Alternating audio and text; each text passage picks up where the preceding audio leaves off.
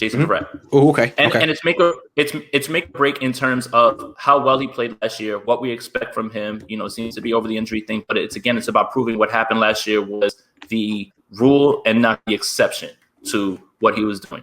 And, you know, again, another guy, bet on himself, wanted to be here, spoke glowingly about the culture, about the training facilities and the rehab facilities. So it's really up to him. I mean, at this point, because I think that we all know how good he is in coverage. You saw it at the end of the year with Hopkins, locked him up after he had 143 yards in game one, you know, and then the near last game of the season, he had like 43 yards. It's a major difference. And again, corner can cover up so many other things that you are maybe lacking in pass rush. And I would love to see him put it together another year. And then next year, come back to the negotiating table and say, now pay me. Now pay me because I bet on myself. Again, another guy who bet on himself, coming off a great year and everything that he's been through, rooting for him. But he does have to prove that those injuries are a thing of the past. And he is vital to this team's success in 2021 because, again, we talked about it. It gets hairy after him and Mosley. So I am rooting for him. But this is another training camp that he basically just has to get through healthy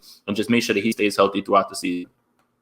Oh, there's so much at stake for him. I mean, if he stays healthy and plays like he did last year, he's going to end up getting a ton of money in like 7-8 months.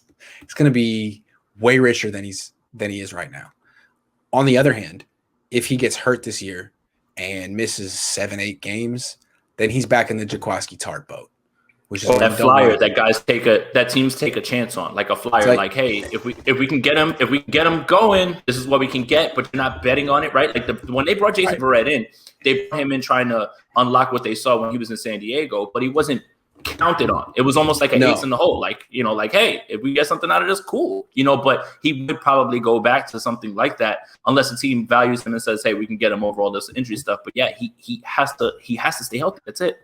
Yeah, like here's the vet minimum. Let's see what you got. Now he got that back when he was like 27.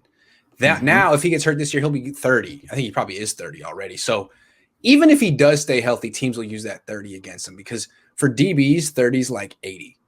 Teams are like, ew. But in Verrett's case, he missed so much time. He really hasn't done as much running and hasn't had as much collisions. I mean, he's got fresh legs, kind of like Raheem Mostert. So this guy really does have the ability. Mostert too. Although I don't know if he'll be able to prove it in training camp as much. Mostert has to stay healthy for the long haul. He could fit into this category as well. But Mostert and Verrett, they're kind of on this. They're kind of similar versions of each other, offense, defense.